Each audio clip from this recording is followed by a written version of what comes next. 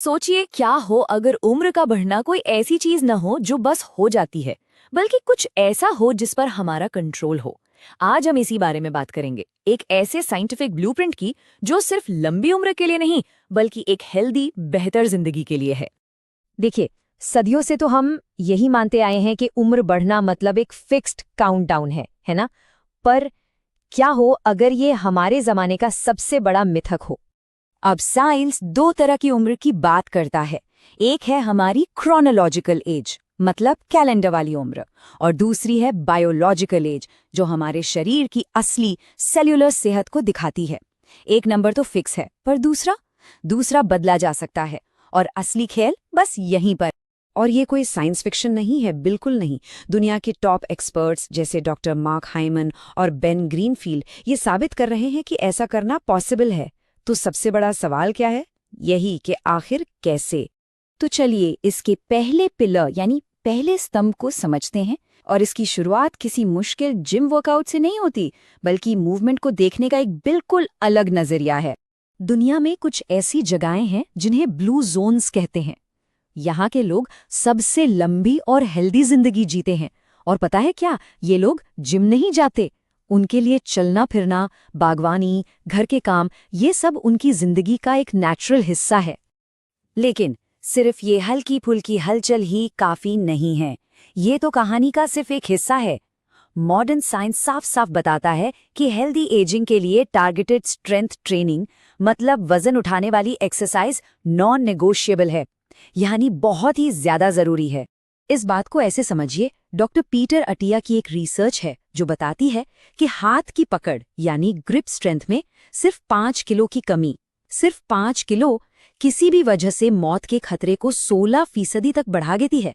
सोचिए कितना छोटा सा बदलाव है और इसके नतीजे कितने बड़े हो सकते हैं। तो पहला पिलर हुआ मूवमेंट। अब आते हैं दूसरे और उतने ही पावरफुल पिलर पर, हमारा खान पान।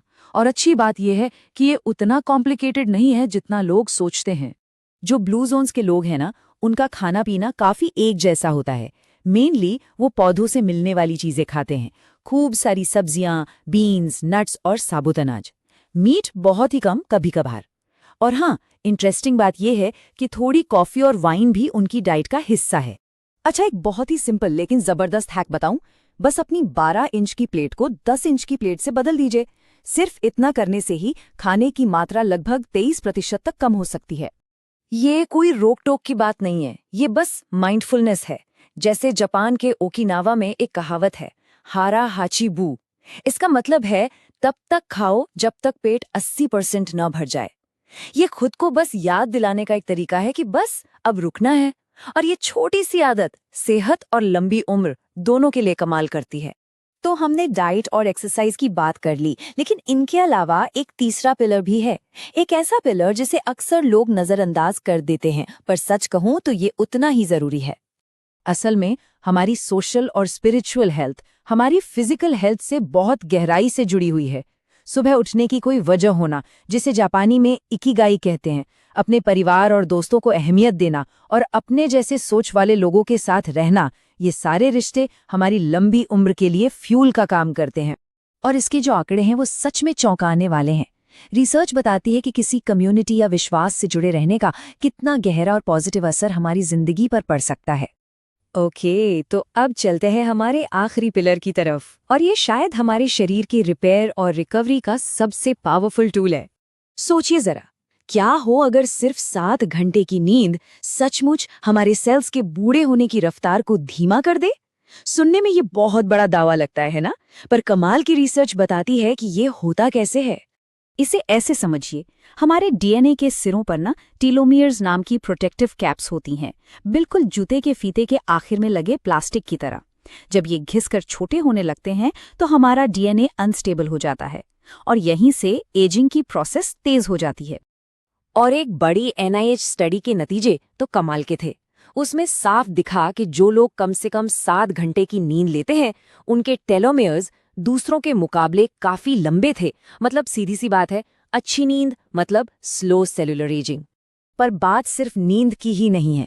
दुनिया के सबसे लंबी उम्र वाले लोग डाउन शिफ्टिंग भी करते हैं, मतलब रोज थोड़ा समय निकालते हैं तनाव कम करने के लिए, चाहे वो मेडिटेशन हो, प्रार्थना हो या बस एक छोटी सी झपकी। ये उस क्रॉनिक स्ट्रेस को मैनेज करने का तरीका है जो एजिंग को तेज करता है। तो इन सब बातों का मतलब क्या है? क्या हमें कोई परफेक्ट मुश्किल रूटीन फॉलो करना है? बिल्कुल नहीं। सबसे बड़ी सीख यही है, लंबी और बेहतर जिंदगी रोजमर्रा की जिंदगी में शामिल किए गए कुछ छोटे छोटे और आसान फैसलों का नतीजा है। ये वो आदतें हैं जो समय के साथ कंपाउंड होकर बहुत बड़ा असर दिखाती हैं। तो अपनी बायोलॉजिकल क्लॉक को बदलने की ताकत किसी जादुई गोली में नहीं है, बल्कि हमारे अगले छोटे से फैसले में है। तो सवाल ये है कि वो छोटा सा फैसला इस हफ्ते क्या होगा?